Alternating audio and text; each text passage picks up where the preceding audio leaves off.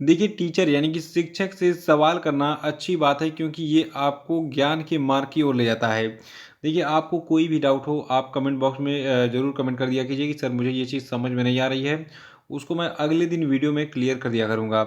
और अगर आपको वहाँ भी संकोच लग रहा है तो आप मेरा जो व्हाट्सएप नंबर यहाँ पे दिया गया है, ठीक है? तो ये नया वाला व्हाट्सएप नंबर है, पुराना वाला भी चालू है। तो आप इस पे मैसेज कर सकते हैं अपने डाउट को। और एक खास बात और देखिए, डाउट भी हमारे सब्जेक्ट से रिलेटेड होना चाहिए। जैसे कि मैं करंट अफेयर पढ़ा रहा हूँ तो करंट से रिलेटेड आपका डाउट होना चाहिए, ठीक है? ये नहीं कि मैथ्स का क्वेश्चन पूछिए या फिर और सब्जेक्ट का। तो आप अपने सारे डाउट को पूछ सकते हैं मुझसे, मतलब जो है संपर्क कर सकते हैं इस नंबर पर।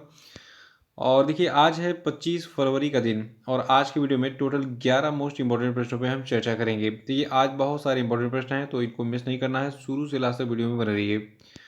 और देखिए जो लोग नए हैं वो चैनल को सब्सक्राइब जरूर कर देंगे, साथ में बेल आइकन प्रेस कर देंगे और वीडियो को लाइक और शेयर भी कर दीजिएगा। देखिए आज का हमारा पहला प्रश्न है कि भारत में केंद्रीय उत्पाद शुल्क दिवस जो है ये कब मनाया जाता है। तो देखिए हर साल हम 24 फरवरी को मनाते हैं सेंट्रल एक्साइज डे, यानी कि केंद्रीय उत्पाद शुल्क दिवस। और इस दिवस को 24 फरवरी को ही क्यों मनाया जाता है, इसका बहुत बड़ा कारण है। देखिए ये दिन 24 फरवरी 1944 को स्थापित केंद्रीय उत्पाद शुल्क और नमक एक्ट की याद में मनाया जाता है, जिसे 24 फरवरी 1944 को पारित किया गया था। और ये अधिनियम नमक और सेंट्रल ड्यूटी से संबंधित कानून में बदलाव करने के लिए पारित किया गया था। और देखिए वर्ष 1966 में इस अधिनियम का नाम बदलकर केंद्रीय उत्पाद शुल्क अधिनियम 1944 कर दिया गया था। और दूसरा प्रश्न है कि भारत की अध्यक्षता में पहली G20 वित्त मंत्रियों और सेंट्रल बैंक गवर्नर्स की पहली बैठक किस शहर में आयोजित की गई। तो देखिए अभी हाल ही में बेंगलुरु में जो है G20 वित्त मंत्रियों और सेंट्रल बैंक गवर्नर्स की बैठक आयोजित की गई थी। और देखिए वर्ष 2023 में आपको पता होना चाहिए कि भारत जो है ये G20 का मेजबान है। तो भारत की G20 अध्यक्षता के तहत G20 वित्त मंत्रियों और सेंट्रल बैंक गवर्नर्स की जो बैठक है, याद रखिएगा, बेंगलुरु में हाल ही में आयोजित की गई थी। और देखिए प्रधानमंत्री मोदी के संबोधन के साथ पहली G20 वित्त मंत्रियों और केंद्रीय बैंक गवर्नर्स की जो है बैठक ये शुरू हुई अभी हाल ही में। और इस 2 दिवसीय बैठक में G20 सदस्य देशों के लगभग 500 प्रतिनिधि आमंत्रित और अंतर्राष्ट्रीय संगठनों के प्रतिनिधि जो है इन्होंने भाग लिया था। और इस बैठक में होने वाली चर्चाओं का उद्देश्य G20 फाइनेंस ट्रैक की विभिन्न वर्क स्ट्रीम के लिए एक स्पष्ट जनादेश प्रदान करना है। और तीसरा प्रश्न कि हाल ही में प्रसिद्ध नृत्यांगना कनक रेले का निधन हो गया। ये किस क्लासिकल डांस की प्रसिद्ध नृत्यांगना थी। तो देखिए जो आपकी कनक रेले हैं ये मोहिनी अट्टम की जो है एक बहुत ही फेमस नृत्यांगना यानी कि डांसर थी। और देखिए ये नालंदा नृत्य कला महाविद्यालय की संस्थापक प्राचार्य थी, और इन्हें भारत सरकार ने पद्म भूषण से सम्मानित किया था। साथ ही इन्हें वर्ष 1990 में पद्मश्री से भी सम्मानित किया गया था। और वर्ष 2006 में मध्य प्रदेश सरकार ने इन्हें कालिदास सम्मान प्रदान किया था। तो कनक रेले कौन थी, ये एक बहुत ही फेमस क्लासिकल डांसर थी। और ये मोहिनी अट्टम की जो है एक बहुत ही फेमस नृत्यांगना थी, याद रखेगा। और चौथा कि हाल ही में किस देश में डेंगू के बढ़ते प्रकोप को देखते हुए स्वास्थ्य आपातकाल की घोषणा की गई। तो देखिए ये देश आपका पेरू है। पेरू में जो है हाल ही में डेंगू के बढ़ते प्रकोप को देखते हुए स्वास्थ्य आपातकाल की घोषणा की गई है। देखिए जो आपका पेरू है ये एक दक्षिण अमेरिकी देश है। और अभी हाल ही में यहाँ डेंगू का बहुत ही भयानक प्रकोप देखा गया। और इसी को देखते हुए 90 दिनों का जो है एक स्वास्थ्य आपातकाल यानी कि 3 महीने का स्वास्थ्य आपातकाल यहाँ पर लगा दिया गया है। देखिए पेरू देश की बात करें तो यह आपका साउथ अमेरिका महाद्वीप में स्थित है, और इसकी राजधानी लीमा है।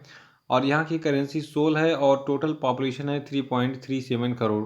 तो पेरू के बारे में ये सारी जानकारी याद रखिएगा, लेकिन याद रखना है कि पेरू में अभी हाल ही में डेंगू के बढ़ते प्रकोप को देखते हुए स्वास्थ्य आपातकाल की घोषणा की गई है, यानी कि हेल्थ इमरजेंसी की घोषणा की गई है। पांचवा की हाल ही में अखिल भारतीय ताइक्वांडो चैंपियनशिप का जो आयोजन है ये किस शहर में किया जा रहा है।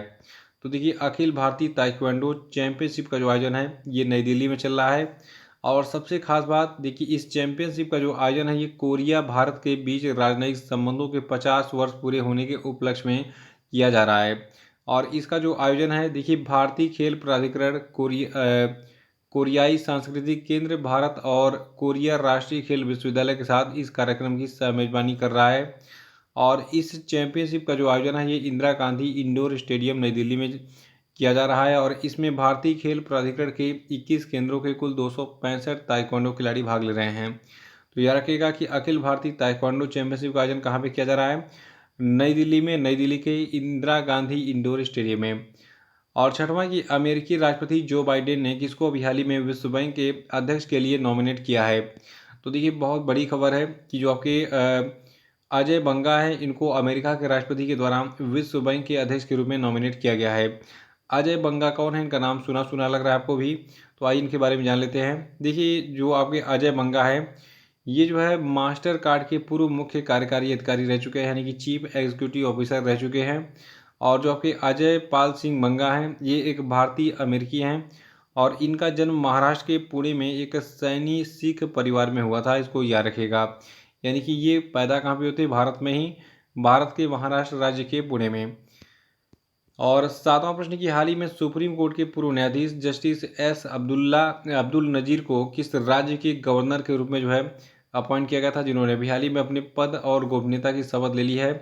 तो देखिए जो आपके जस्टिस अब्दुल नजीर हैं, ये आंध्र प्रदेश के नए गवर्नर बन गए हैं और इन्होंने विश्व भूषण हरिचंदन का स्थान लिया है इस पद पर।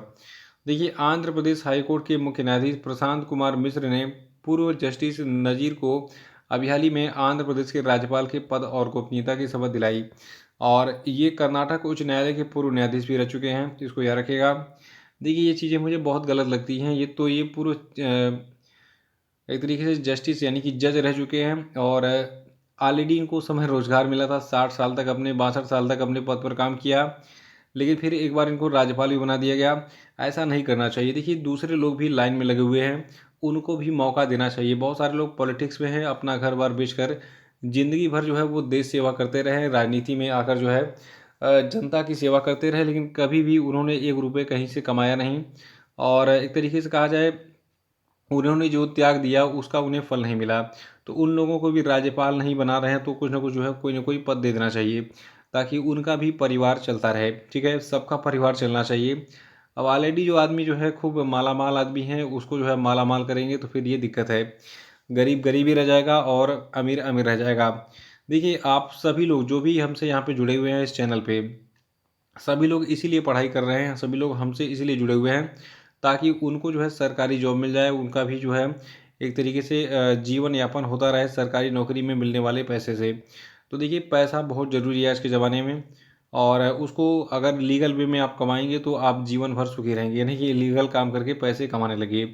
तो अब याद रखिए कि आंध्र प्रदेश के नए राज्यपाल कौन बन गए हैं? जस्टिस अब्दुल नजीर।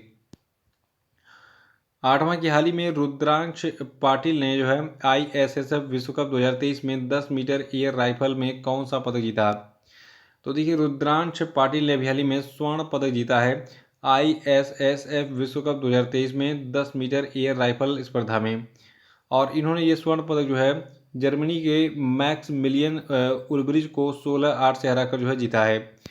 देखिए डेली मैं आपको कुछ ना कुछ क्वेश्चन देता हूँ किससे संबंधित, ISSF विश्व कप से संबंधित, और मैंने कई बार बताया भी है कि इसका आयोजन कहाँ पे किया जा रहा है। आज आपको बताना है कि ISSF विश्व कप 2023 का जो आयोजन है ये किस देश में किया जा रहा है, बताइए जल्दी से।